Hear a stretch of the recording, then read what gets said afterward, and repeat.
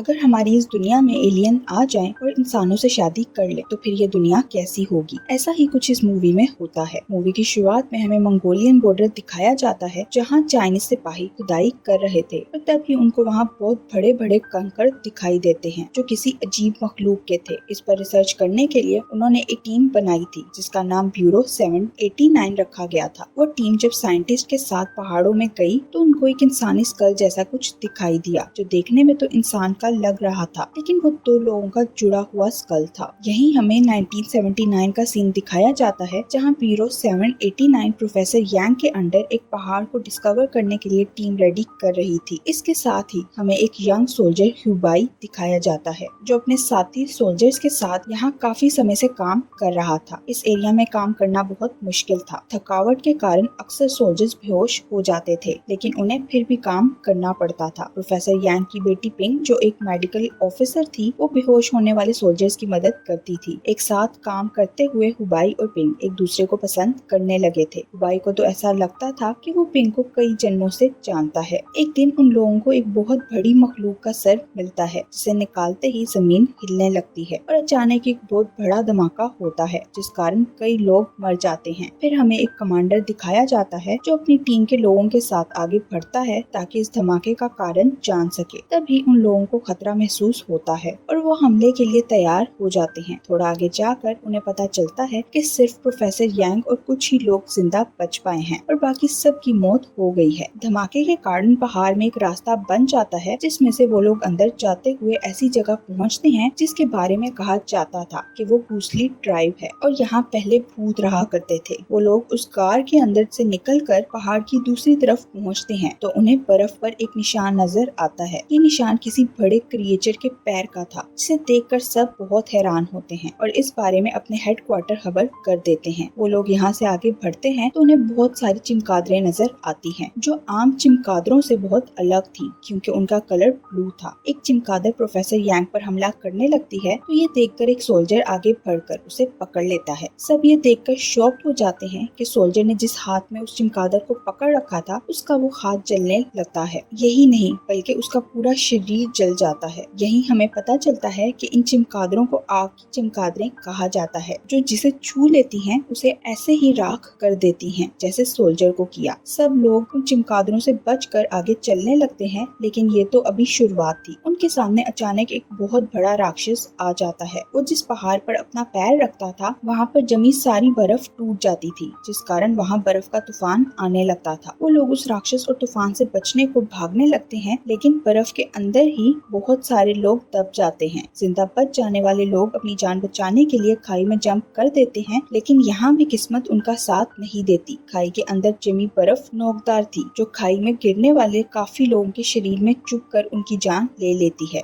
यहाँ हम पिंग और हुबाई को भी देखते हैं जो एक रस्सी से बंधे होने के कारण खाई में गिरने की बजाय लटक जाते हैं। कुछ देर बाद रस्सी टूटने पर वो दोनों भी खाई में गिर जाते हैं। फिर जब हुबाई को होश आता है तो वो खुद को और पिग को जिंदा देखकर खुश हो जाता है। तभी हम देखते हैं कि हुबाई का दोस्त और प्रोफेसर यांग भी जिंदा बच गए थे। वो लोग आगे बढ़ते हुए एक टावर तक पहुंचते हैं जिसे डीमन टावर कहा जाता था। ये वो जगह थी जिसे प्रोफेसर यांग बहुत सालों से ढूंढ रहे थे और हमारी इस मूवी की सारी मिस्ट्री भी यहीं छुपी हुई थी। प्रोफेसर यांग टावर के सामने रखी हुई कैंडल जलाते हैं तो टावर भी साथ ही जल जाता है। जहाँ से उन्होंने लाइट जलाई थी वहाँ से एक बहुत बड़ी लाइट निकल रही थी जिस कारण हर तरफ रोशनी हो गई थी। प्रोफेसर यांग हुबाई और पिंग को बताते हैं ये टावर काफी समय से बंद पड़ा इसी इंतजार में है कि कोई आए और इसे खोले। प्रोफेसर यांग उन दोनों को टावर के अंदर भेजता है। उनके जाते ही टावर के अंदर वाला हिस्सा खुलने लगता है जहाँ से बहुत तेज लाइट नीचे आ रही थी। यही नहीं बल्कि टावर के बाहर बहुत सारे लोगों की आत्माएं भी दिखाई जाती हैं और वहाँ पर पत्थर उड़ने लगते हैं। उसी वक्त हुबाई का कैप्टन दोस्त प्रोफेसर की जलाई कैंडल के ऊपर गिर जाता है और कैंडल के बुझते ही टावर भी बंद हो जाता है। कैप्टन ने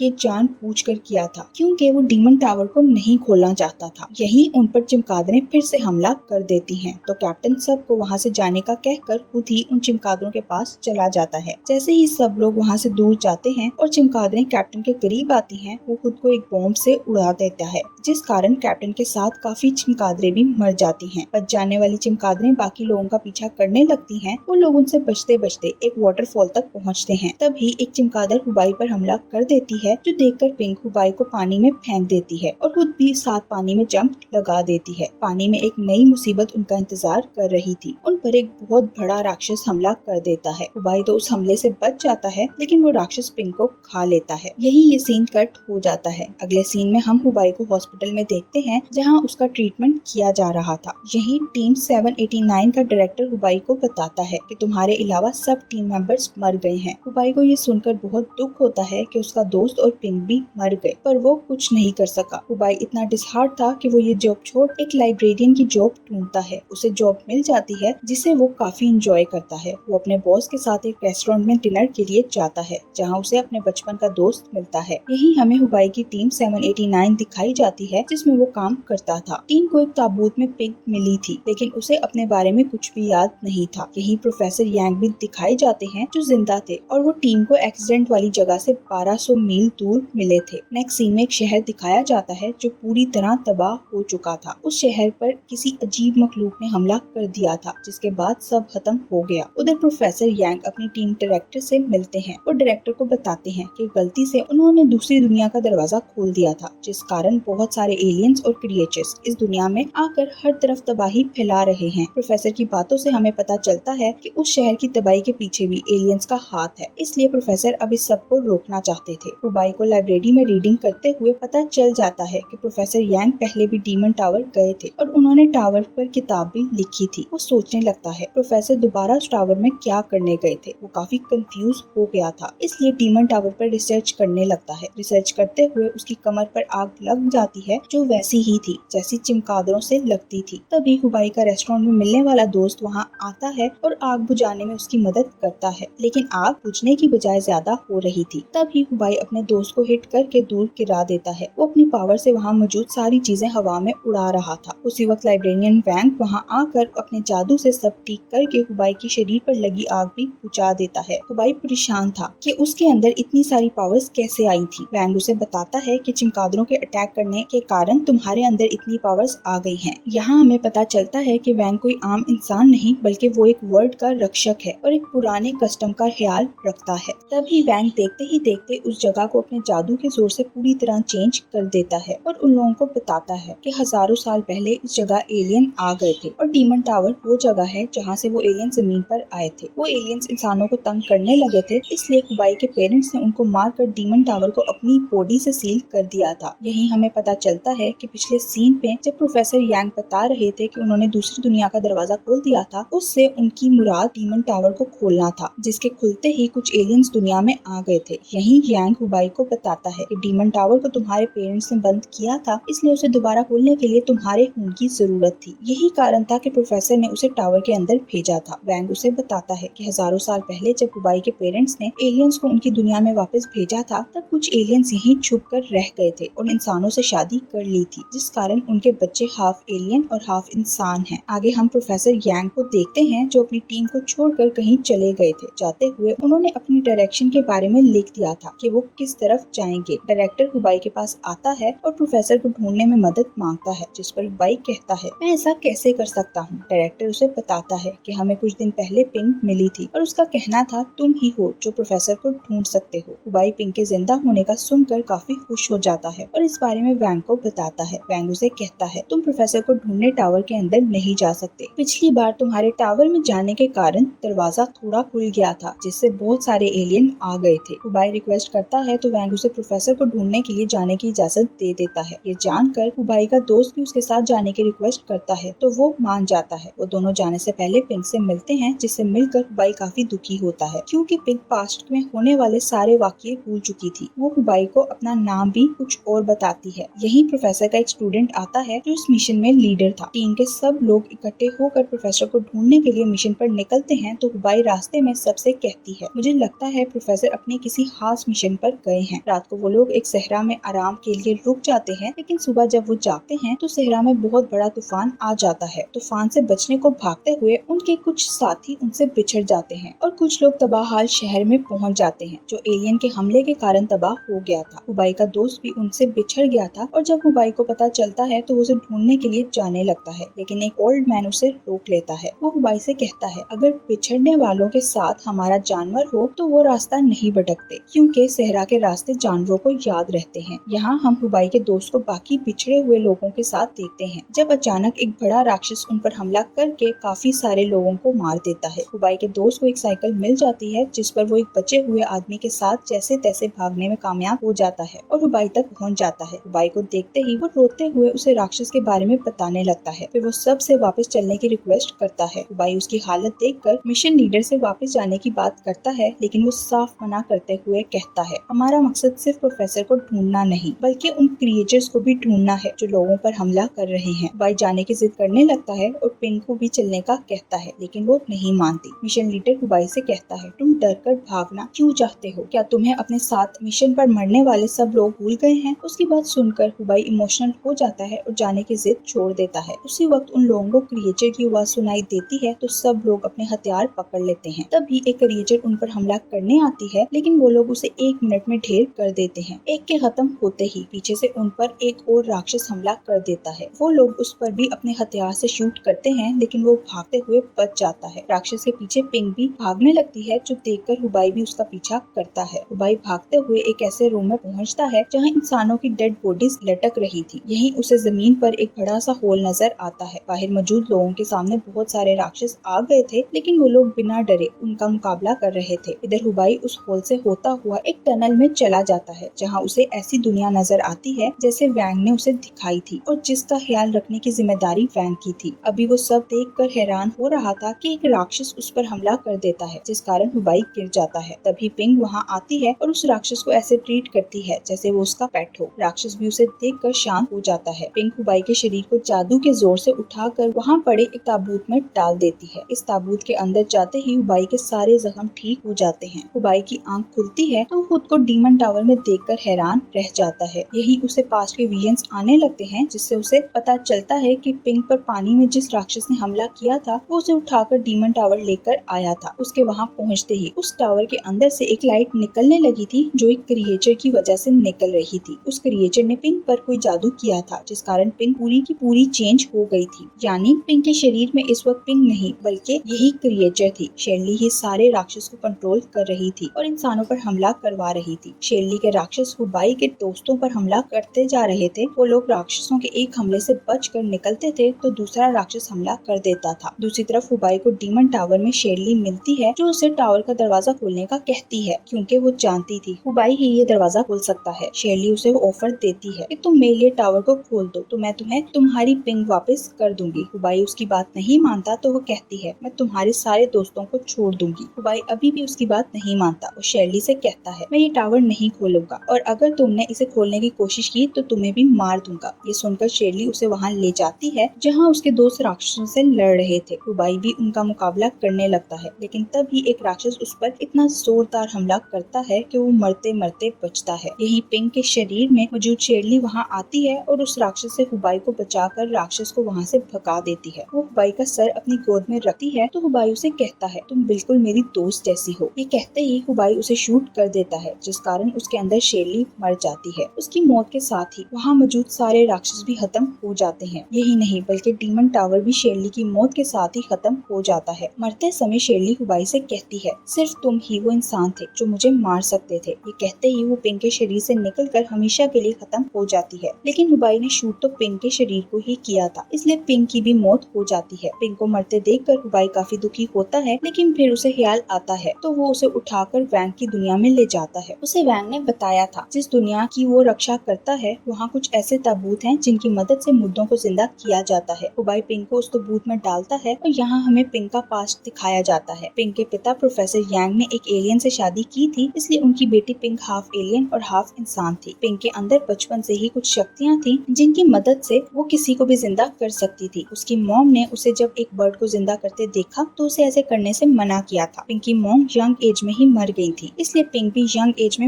मर सकती थी। उसे बचाने के लिए ही प्रोफेसर डीमन टावर को ढूंढ रहे थे ताकि वो टावर के अंदर जाके पिंक के कर्ज को खत्म कर सके। मूवी के स्टार्ट में जब वो लोग चमगादड़ों से बचने के लिए खाई में गिर गए थे तब पिंक के अलावा सबकी मौत हो गई थी, लेकिन पिंक ने अपनी शक्ति से सबको जिंदा कर दिया था। पिंक की इसी शक्ति की वजह से ही मुर्दों को जिंदा करने वाला ताबूत उसे जिंदा नहीं कर पाता, जिस कारण हुबाई बहुत दुखी होकर उसे वहीं छोड़कर चला जाता है। हुबाई और उसकी टीम के जाने के बाद हमें एक बहुत बड़ा राक्षस दिखाया जाता है और इसी के साथ ये मूवी यही एंड हो जाती है। Thank you for watching.